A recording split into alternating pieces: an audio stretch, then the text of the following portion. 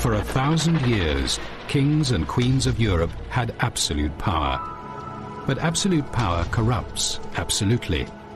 Greed, revenge, sex, madness, witchcraft, murder. Every monarch had their royal secrets.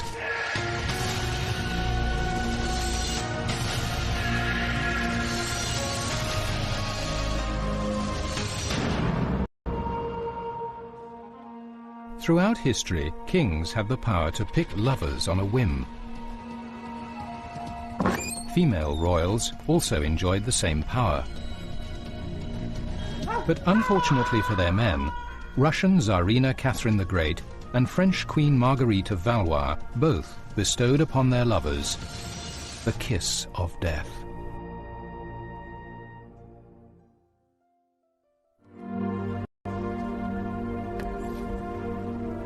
Marguerite of Valois was a renowned beauty. She fed a lifelong hunger for passion with countless lovers. Unfortunately for the hapless men in her life, one after the other, they met hideous, bloody ends. Known as Queen Margot, Marguerite grew up with 3 murderous brothers who became kings of France, and with a ruthlessly ambitious mother, Queen Catherine de' Medici. Margot was to marry and divorce French King Henry IV. She was surrounded by a royal court steeped in intrigue and corruption, and each of her lovers came to an unlucky end. Her later years were haunted by the memory of her many lost loves. In her youth, Margot was of fair complexion, with blue eyes, abundant black tresses, and a provocative figure. Don Juan of Austria was blinded by her beauty when he met her. She looked more like a goddess of heaven than a princess of earth. Her charms were better suited to ruin men than to save them. Her beauty was sent to damn us. The young Margot was torn between religion and politics by her bullying family. It was a time of religious war in France. In 1572, her mother devised a diplomatic scheme for the Catholic Margot to marry Protestant Prince Henry. The reluctant 19-year-old Margot had to be physically forced to the altar for the arranged marriage. She never said, "I do," during the ceremony. One of her brothers had to push her at the appropriate moment, and the nod of her head was taken as her affirmation of the vows, set by Margot's mother to lure the unsuspecting Protestants to Paris. 6 days after the wedding, the religious bloodbath of St. Bartholomew's Eve erupted as Catholics turned in hatred against their Protestant enemy. Thousands of Protestants were cut down in the streets and slaughtered in their homes. Margot bravely sheltered her new Protestant husband, who would otherwise have been hacked to pieces by the angry Catholic mob. Despite this, Margot's marriage to Prince Henry was hopeless from the start. But Margot and Henry stayed married for political reasons, and although they lived apart, they became close friends and allies for the rest of their lives. Shortly after her wedding, Margot took the first of her many lovers. Boniface de la Mole was a dashing figure, the best dancer at court, and an incurable ladies' man. The charming La Mole became hopelessly infatuated with Margot. The love affair didn't last long. A wax effigy was found in his room, and he was accused of plotting to kill Margot's brother, King Charles IX, by witchcraft. Margot's mother, Catherine, ordered him executed. Imprisoned here in the Conciergerie in Paris, La Mole was first horrifically tortured with the boot, a device that crushed every bone in the foot.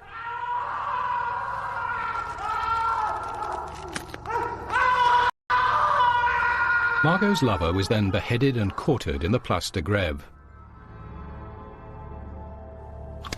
Legend has it he asked the crowd at the scaffold to tell Margot his last thoughts were of her. For her part, Margot made a point of publicly wearing mourning for him. It was said that she herself retrieved her lover's skull so that it could be given a decent burial. La Mole's execution was the beginning of a lifelong pattern of thwarted love for Margot. Time and again she would find herself robbed of happiness.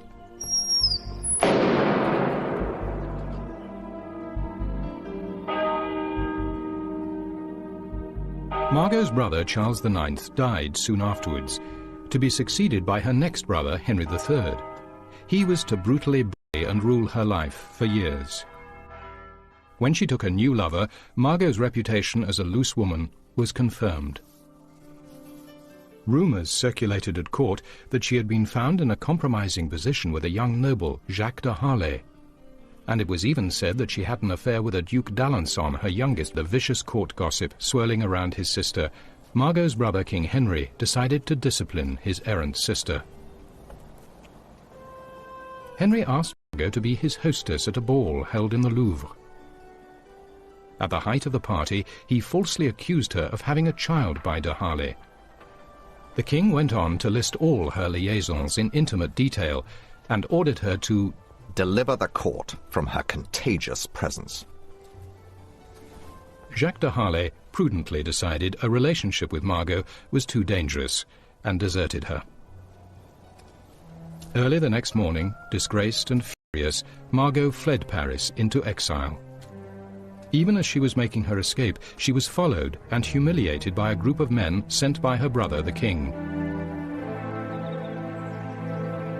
Margot settled in a fortress in the Auvergne region of France, where she had her own bodyguards and considered herself in a state of war with her brother Henry III.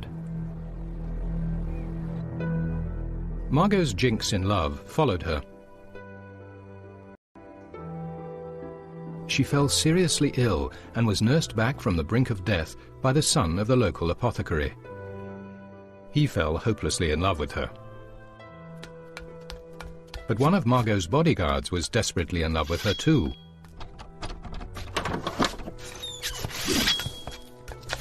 In a jealous fit, the bodyguard burst into Margot's bedroom and stabbed his rival to death. Undaunted by this string of tragedies, Margot found another lover. To the annoyance of her brother, she now fell for an army captain. Margot described him as a touching figure who in an earlier century would have inspired the songs of troubadours. Trying to escape Henry's spies, the lovers were betrayed and apprehended by the king's troops. Margot tried to save her lover by hiding him in a chimney, but he was found, and Henry ordered him executed in front of Margot to teach his sister a lesson. Kissing a fragment of one of Margot's blue velvet gowns, the unfortunate young man was strung upside down until his head filled with blood. Still breathing, he was then dropped headfirst into an open grave and buried alive.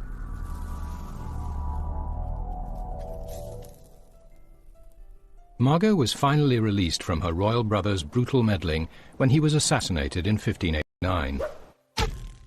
Margot was at last free from her dangerous and hated brother.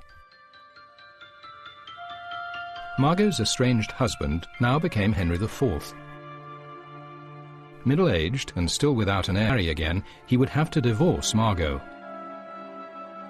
Margot agreed to the split, but her price was a large annual allowance and a huge settlement. The divorce made Margot a rich woman. Now known as the Pearl of France, Margot continued to look for love. Still seeking virility, she democratically chose her lovers from all walks of life. There was a cathedral choir tenor,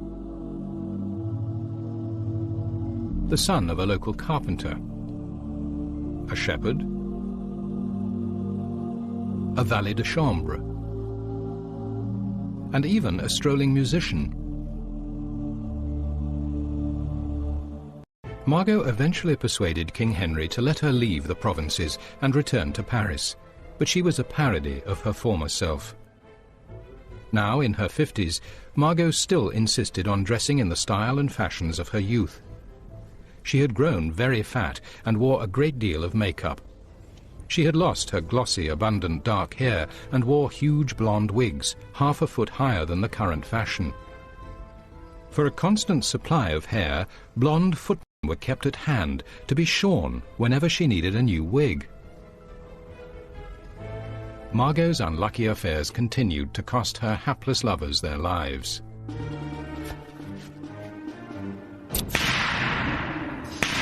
She took 2 lovers at once, a 20-year-old named Saint-Julien and an 18-year-old called Vermont. They were rivals. Vermont murdered Saint-Julien, shooting him through the head in front of Margot as they were returning from Mass. Margot was so incensed she insisted Vermont be hanged on the spot and offered to donate her garters for the purpose. He was hanged the next day outside her home. Margot was so distressed she moved to a new home opposite the Louvre, where she lived with her lovers, holding raucous nightly banquets. She became popularly known as Queen Venus. Her ex-husband King Henry begged her to stop carousing and act her age. A Jesuit preacher denounced Margot's licentiousness from the pulpit of Notre Dame Cathedral, complaining that her habit of displaying her ample bosom had been adopted by the impressionable young girls of Paris. Stories about her abounded, that she was so obese she couldn't get through doors, that she had emergency wigs under the folds of her huge skirts in case of accidents, that she kept little scented bags under her girdle containing the embalmed hearts of all her dead lovers. Despite a lifetime of dangerous liaisons, Margot outlived her entire family. She ended her days attended by her young lovers and died peacefully just before her 62nd birthday in 1615. Her body was laid to rest in the Cathedral of Saint-Denis. When the tombs of her mother and father were later transferred to another church, Margot's remains mysteriously disappeared. To this day, they have never been found.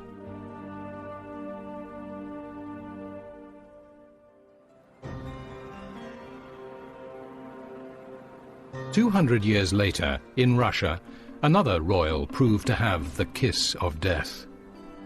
But unlike Margot, this monarch loved power as much as she loved her paramours. She was Catherine the Great, Tsarina of all the Russias.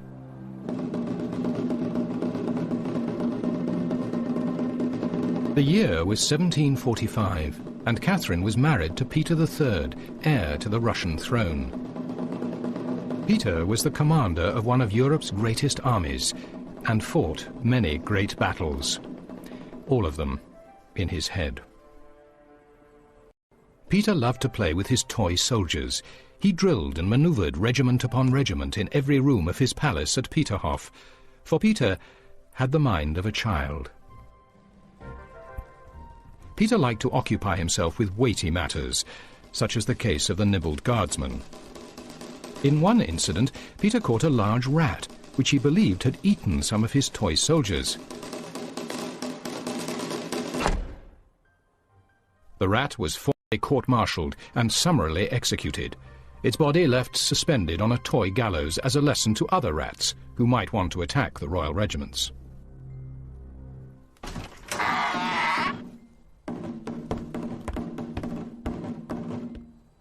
Under the circumstances, Catherine's marriage to Peter was not a happy union. Catherine once remarked that to read the dullest book was a pleasure when Peter walked into the room.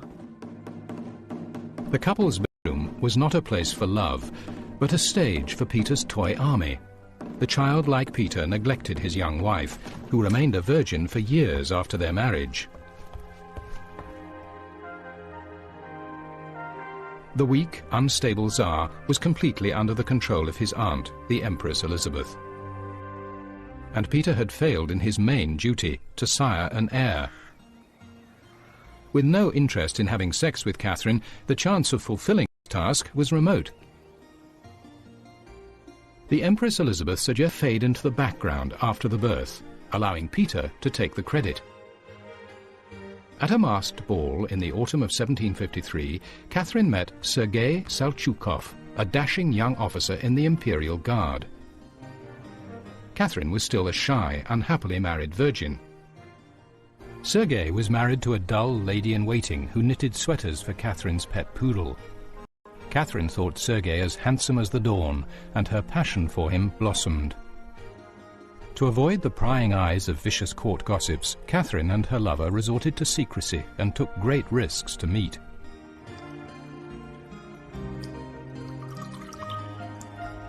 Catherine's sanctuary from her bizarre husband was in her beloved Sergei's arms.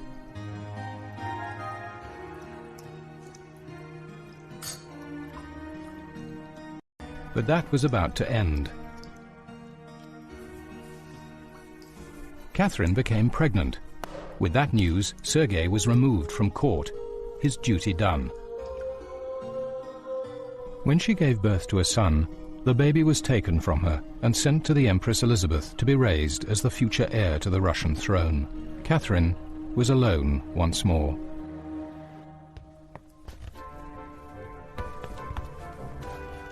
After her affair with Sergei, it was clear to Catherine that she could never return to her old celibate life. Consequently, one half of the road to temptation was already covered, and it's only human in such situations that one should not be left halfway.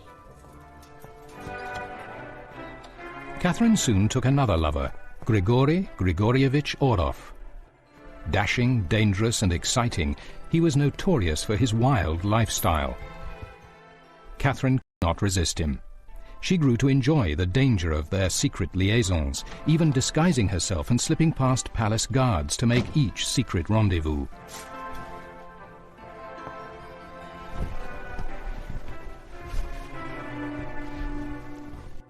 When Catherine became pregnant again, even the feeble-minded Peter might have noticed, so she took steps to hide her condition.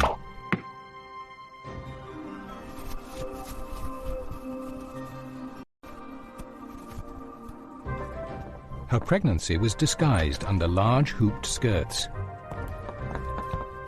When she went into labor, one of her servants agreed to burn down his own house to distract Peter.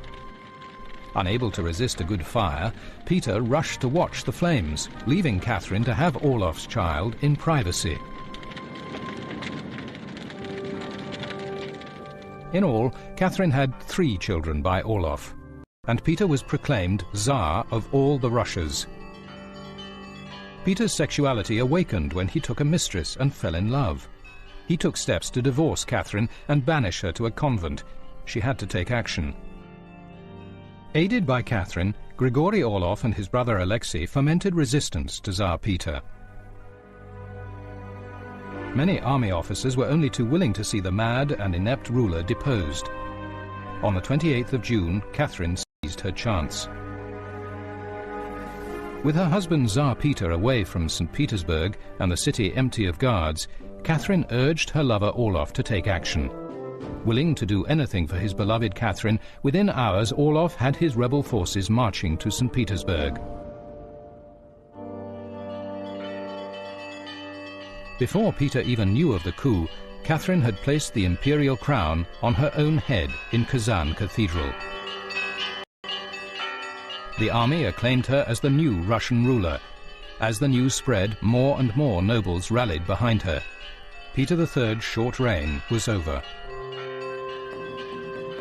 The devoted Orlov took the former Tsar into custody, but he and his brother Alexei were restless guarding the prisoner they referred to as the monster.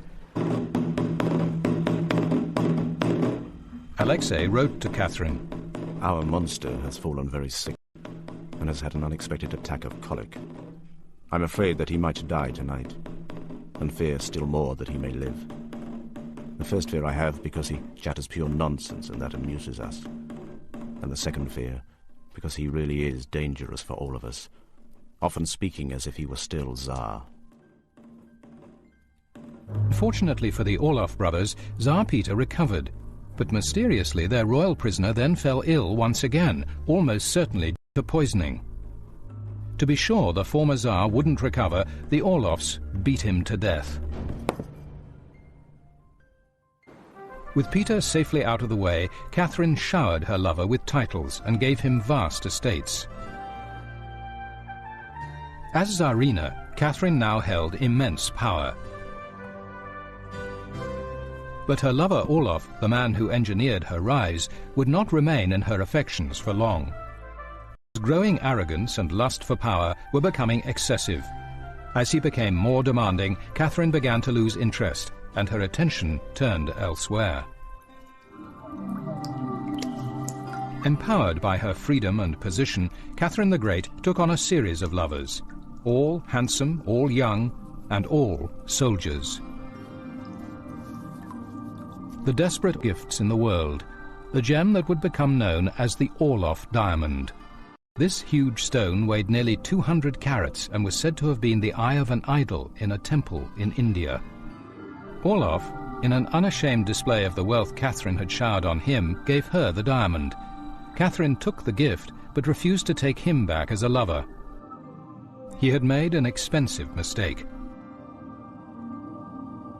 Realizing he would never again be master of her heart, Orloff left Russia and married his cousin.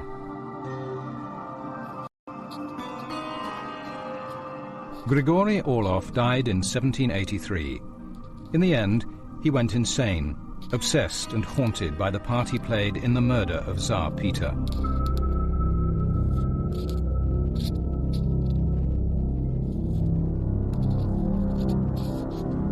Catherine herself died on the 6th of November 1796, aged 67. It was said by her enemies at the time that she died trying to make love to a horse whose harness broke, crushing the unfortunate Tsarina. The rumor has survived, but in fact all her lovers were human, and she died from a stroke here in the Winter Palace in St. Petersburg.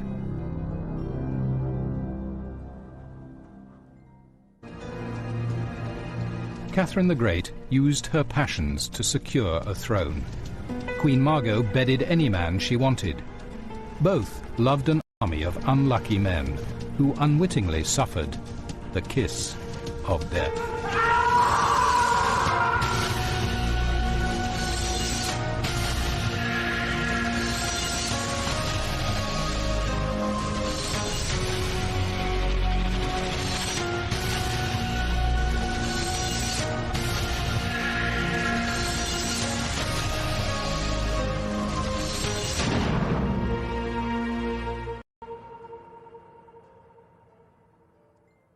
By the angry Catholic mob.